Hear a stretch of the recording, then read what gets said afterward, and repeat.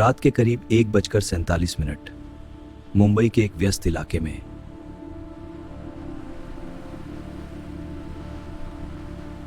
एक छोटे से पुलिस कंट्रोल रूम में अचानक एक फोन बजता है।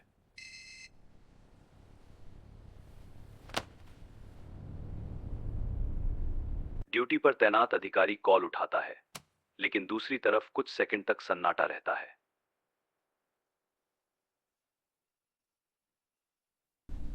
फिर एक धीमी घबराई हुई आवाज सुनाई देती है। कौन है वहां? मुझे डर लग रहा है, कृपया कोई मेरी मदद करो। यह आवाज मेरे पीछे है। साहब, कुछ बड़ा करने वाले हैं। कल नहीं, आज ही मुंबई में। और इससे पहले कि अधिकारी कुछ समझ पाता, लाइन अचानक कट जाती है।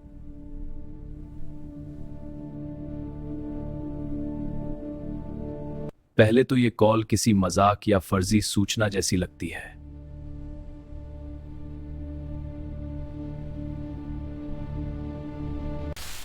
लेकिन कुछ ही मिनटों बाद उसी इलाके के एक सीसीटीवी कैमरे में 3 संदिग्ध लोग दिखाई देते हैं।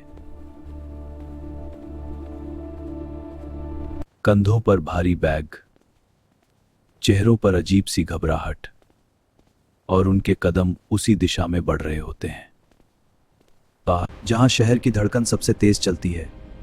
यहीं से शुरू होती है एक ऐसी कहानी जिसे अगर समय रहते नहीं रोका जाता तो शायद मुंबई एक बार फिर, बल्कि पूरे देश को झकझोर कर रख दिया था। 107 से ज्यादा लोगों की जान गई और कई परिवार हमेशा के लिए टूट गए। उसके बाद भारत की सुरक्षा एजेंसियों ने कसम खाई, अब ऐसा हमला दोबारा नहीं होने दिया जाएगा। सालों बाद जब देश धीरे धीरे उस घाव से उभर रहा था,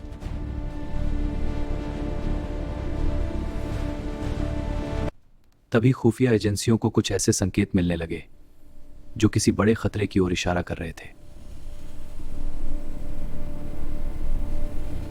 इंटेलिजेंस ब्यूरो यानी आईबी को कुछ संदिग्ध इंटरसेप्ट्स मिले थे, विदेशी नंबरों से हो रही बातचीत।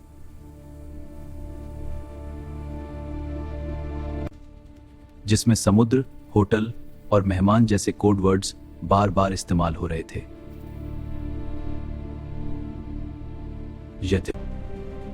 ये वही पैटर्न था जो 26/11 से पहले भी देखा गया था। रॉ और आईबी ने तुरंत अलर्ट जारी किया। अलर्ट जारी हो गया, एक्शन लो। अलर्ट जारी हो गया है, एक्शन। मुंबई पुलिस, एटीएस और कोस्ट गार्ड सबको हाई अलर्ट पर रखा गया है।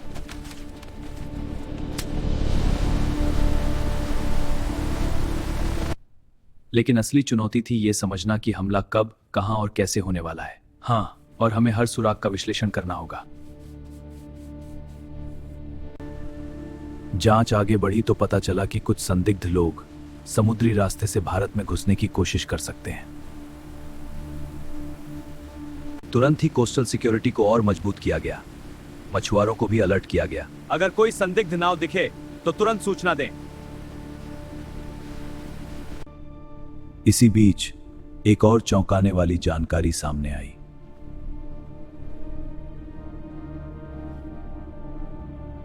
मुंबई के एक लोकप्रिय होटल के आसपास कुछ अजनबी लोग बार बार देखे जा रहे थे।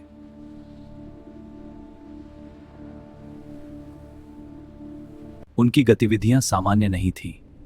वो एंट्री एग्जिट पॉइंट्स की फोटो ले रहे थे, सिक्योरिटी गार्ड्स को ध्यान से देख रहे थे, जैसे किसी बड़े ऑपरेशन की रेकी और बेहद खतरनाक तरीके से की जा रही हो।